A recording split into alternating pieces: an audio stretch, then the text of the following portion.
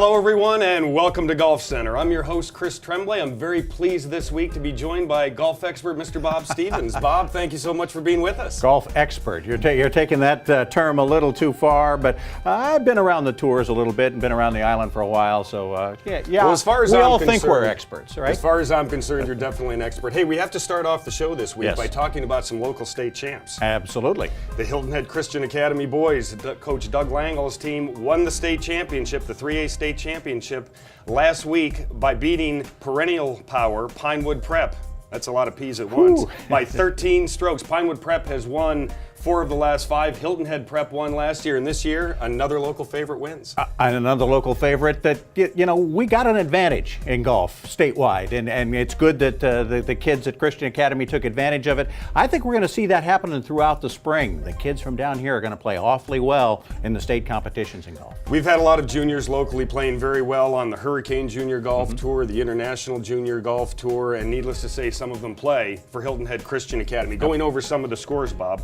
J.D. Lehman, who just signed to go to the University of Louisville, 77 the first day, 71 the second day.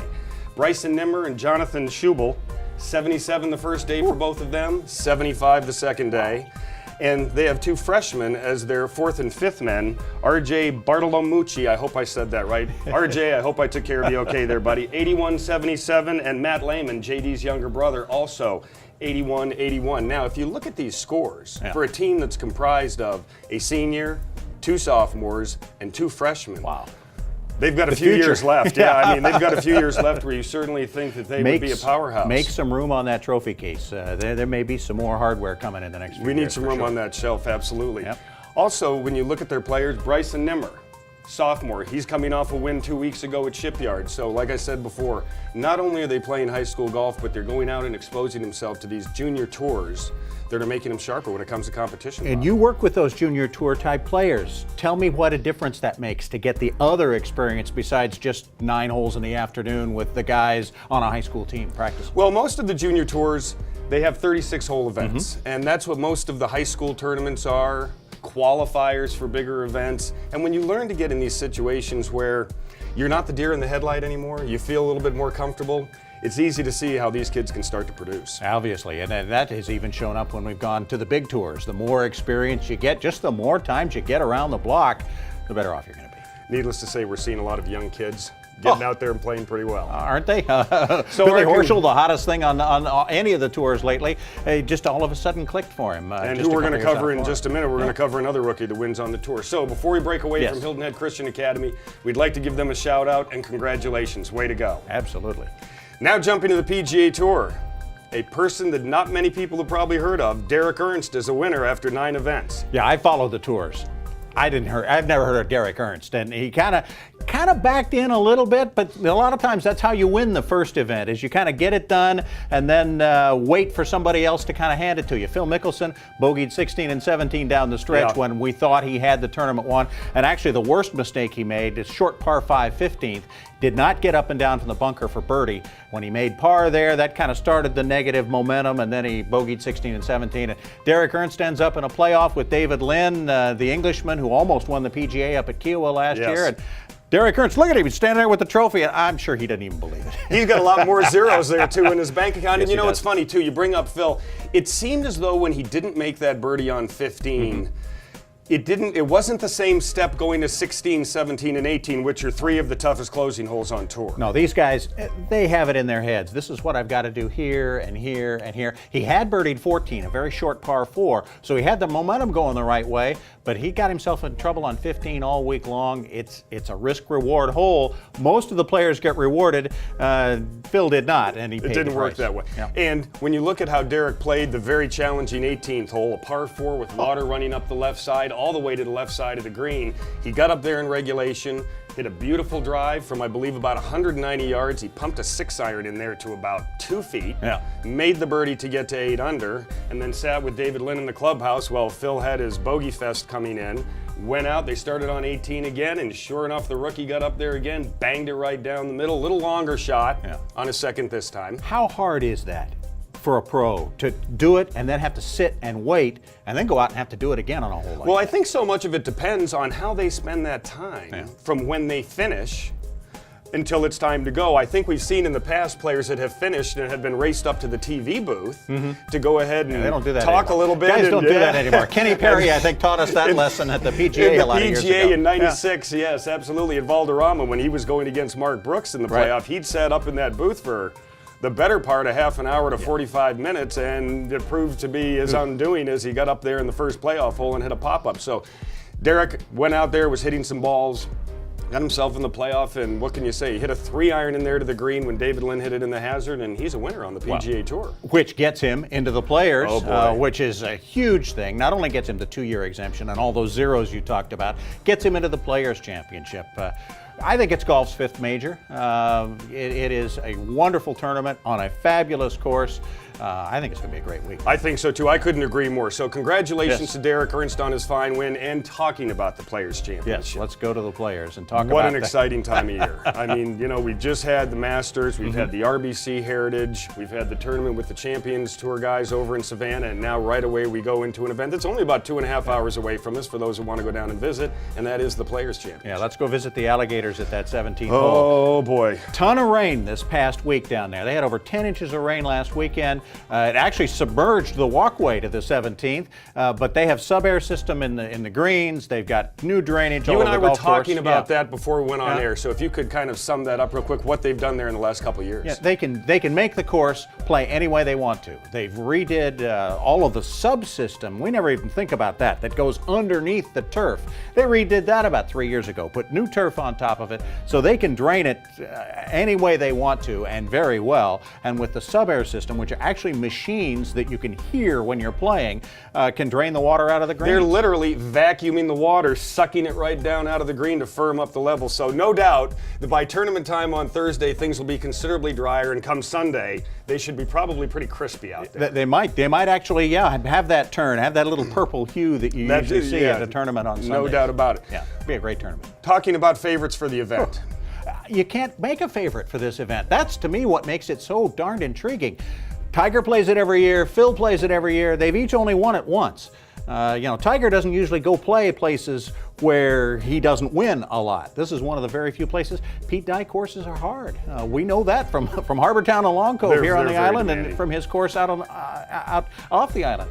So, there are a lot of different kinds of shots the guys have got to hit. I think the guy who hits it the closest to the pin, I mean, this sounds silly, but it's not something we think about. We think about long drivers, straight drivers, great putters. I think the guy who has the best wedge game, 9-iron, 8-iron maybe, gets it closer so that he can make I think you usually find the person that plays well here are the scorers, the guys that get around the greens like you just said and know how to do it. Very quickly to wrap up, we'd like to congratulate Esteban Toledo on his very first Senior Tour victory, or Champions Tour victory, I should say. That's the boxer with the left hand there. That's the boxer. Beat Gene Sowers from Savannah in a playoff. Hated to see Gene not win early on in his Champions Tour Second week career. in a row, though, he was runner-up. Yeah, okay, so he did very well. And we'd like to congratulate Christy Kerr on her playoff victory up at Kings Mill in Virginia. It's a great win for her. She owns that course, though. She plays very well. Always plays there. Yeah. She does very much. Now, we're going to have a break. When we come back, we're going to be talking hole-in-one with Barry Fleming right after this. Not just a hole-in-one, $1 million hole-in-one. You bet.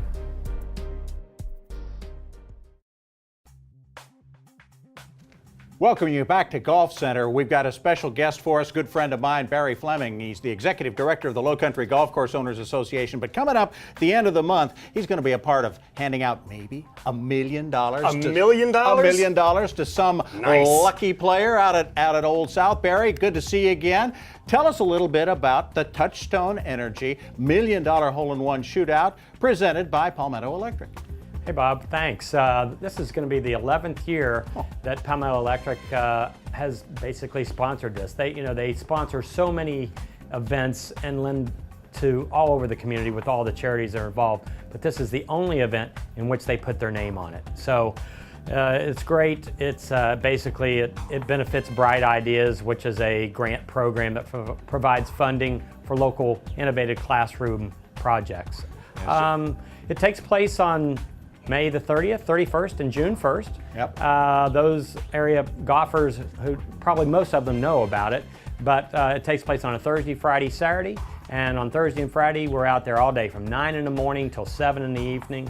On Saturday, we're out there from 9 to 5, and then the finals are on Saturday at 6 o'clock. Barry, what I love about this opportunity is you don't just get one shot. It's not just put one ball down and take one swing. You can actually really take as many shots as you want at it. That's right. It takes place on the driving range at Old South Golf Club.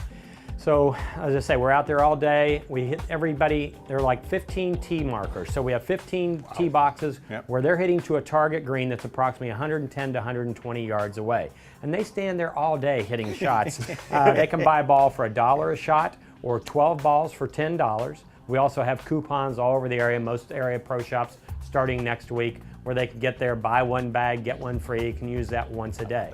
How about that? A great opportunity. What other activities? But you might got a we have lot of going on? you got a lot of else going on around all that. There's a putting contest that coincides with the qualifying. We call the first 3 days qualifying because one thing I didn't touch on is that on Thursday we have the 7 closest shots not only win prizes, but they qualify for the $1 million finals. On Friday, we have 9 closest shots that qualify, and on Saturday, there'll be 10. So not only can they win prizes during qualifying, they can win prizes in the finals. We'll have 28 finalists on Saturday at 6 o'clock getting one shot for the $1 million. So Barry, can you show up every day to try to qualify, do this as much as you'd like? Absolutely, and we do. We have regulars that have been doing That's why I asked. They've been doing this for 10 years, and I mean, you can't imagine the cross section of golfers that qualify, from young to old to ladies to just everybody.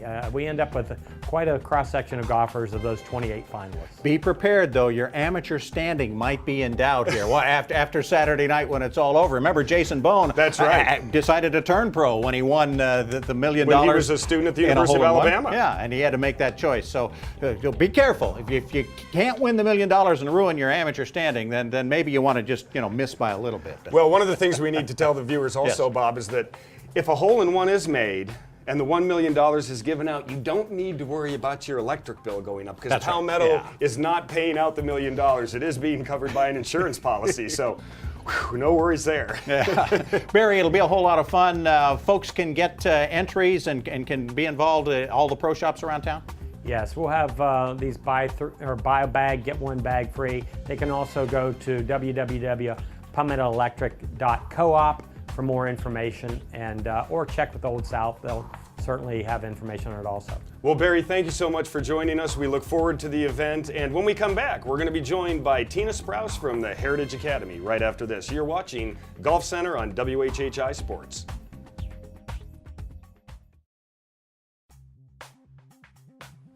Welcome back to Golf Center. Bob, in some of our prior segments we were talking about juniors and them excelling in golf, and now we're going to talk about how the junior golfers excel in school a little bit. A little bit, certainly, with Tina Sprouse, the Director of Missions at the Heritage Academy. Heritage is known probably better on the island for the golfers, although they involve a lot of kids who have a passion. Tina, explain how the academics fits in with the kids who play golf and the kids who pursue other passions. Well, Heritage Academy is that academic complement, and our whole purpose is to really allow children to be successful with their academics, but also with their passion area, and particularly with the golfers. We really like for the child to be able to, in the morning, work with their school, get all of their schooling in, and then in the afternoon they're able to go on and pursue that love of golf or whatever else it might be. So Tina, if we were to ask you what the mission or purpose of the Academy is, what would you say? Well, it's really to provide a positive and transformational experience for the children. We really want to impact children's lives in a very positive way. So our teachers and our staff really work with kids to make sure this happens in all kinds of ways, but on a real individual basis. And then the proof of all of that and the proof of your success is where your kids go. You've got a great group of kids going to do lots of different things in lots of different places. We really do. The class of 2013 is graduating 37 students. Yale, Notre Dame, UCLA, nice facilities. Some amazing, Bucknell, some awesome schools are listed. Also, Cal Poly is another school that we have a child going to this year. Really some great universities and colleges. And most of the kids do go on to college from Heritage and get scholarships, right? Yes, they do. Again, we do work with kids hoping that they can get that scholarship. We really, from the school perspective, want to see them get the academics up to where they'll have some academic opportunity for scholarship, but certainly they have opportunity for athletic scholarships. Tina, can you talk real quickly about the schedule a lot of the students follow? I know some of them, because they have different sports that they take very seriously, their schedule isn't quite what we would call a norm, for lack of a better term. You're exactly right. The thing that makes our program, I think, so unique is that we do offer a schedule where the child goes to school in the morning from 7:30 until 12:20, and then they're able to take 3 classes in the fall, take those just as if they would on a college campus, get those classes completed in a semester, take their exams, and then move on in the spring and do the same thing. What this does is it gives them more time in their day to be successful. They're not overwhelmed with schoolwork. Well, Tina, thank you so much for joining us and giving us some insight on Heritage Academy. We wish you all the best. Thank you. Bob, we have a big tournament in the Low Country here on Saturday, May 18th for the Heroes of the Low Country. Well, a special one-day outing, and we are joined by Lamar Burt of the Heroes of the Low Country. Lamar, tell us first of all, who's the hero of the Low Country this year? The hero of the Low Country this year is going to be Emery Campbell, and he'll be the 2013 person we're honoring. The chairman of this organization is myself, Lamar Burt, and we're going to be raising funds with this scholarship, with this golf tournament to give to the local senior that's graduating from high school. I was going to say that's how we honor them, is by playing the round of golf and raising the money. Eagles Point, Saturday the 18th, and everybody's invited to play. Everybody, ladies and gentlemen, we hope you come out and play the same as you did last year, and bring your friends. Let's have a rundown of the day. 9 o'clock registration. 10 o'clock is tee-off time, and we're going to start off on 1 and number 9 as well. And we raised the money for the guys, for the students. Last year, how many scholarships were you able to give?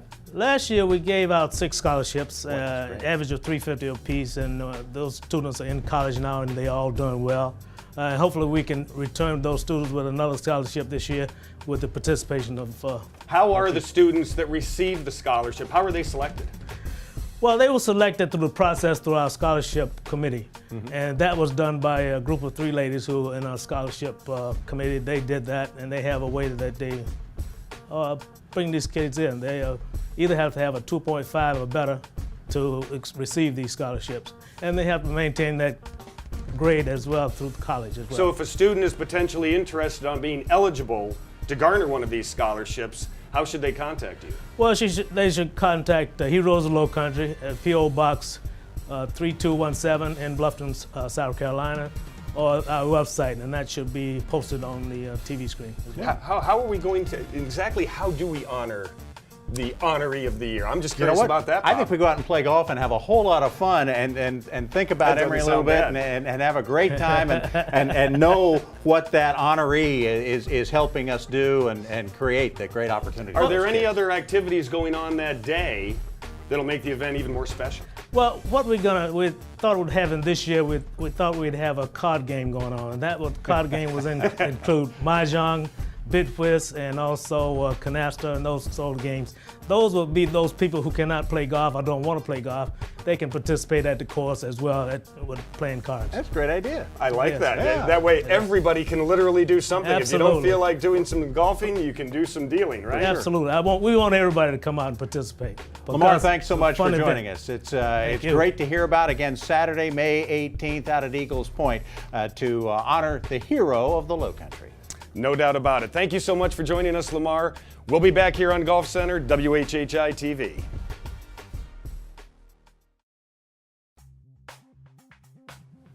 Welcome back to Golf Center. Bob, everybody likes a good used golf ball, and I think we have just the guy here to talk about used golf balls. Every golf ball is used. They may start out new, but you're not buying them. You're just leasing them.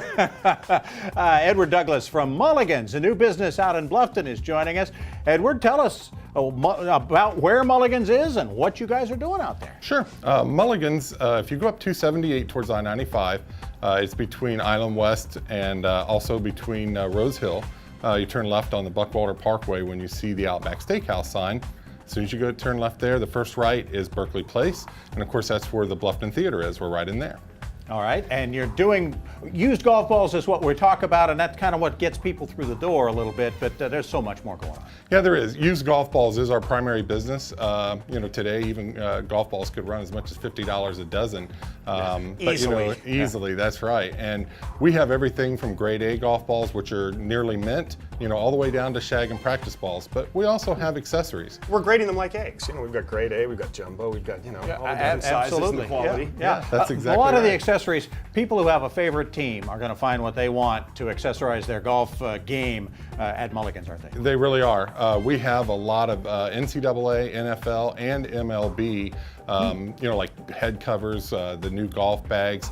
So really, when someone comes in, they want to support their team, we've got the Everybody stuff likes to do show that. off their team colors, right? Well, what's the most popular team color? What the most popular bag, head covers, Be careful not accessories? to offend Gosh, anybody down around No, this area. just not who his favorite is. Who's number one? I really hate to say it, but it's really a tie between two, and that's Ohio State and Pittsburgh Steelers. How about that? Yeah, we saw. Well, we have quite a bunch of those. contingency of people down here from that part of the country, so it only goes to show that they should be supporting their team. Yes. What Indeed. makes Mulligan's the #1 golf ball outlet around here?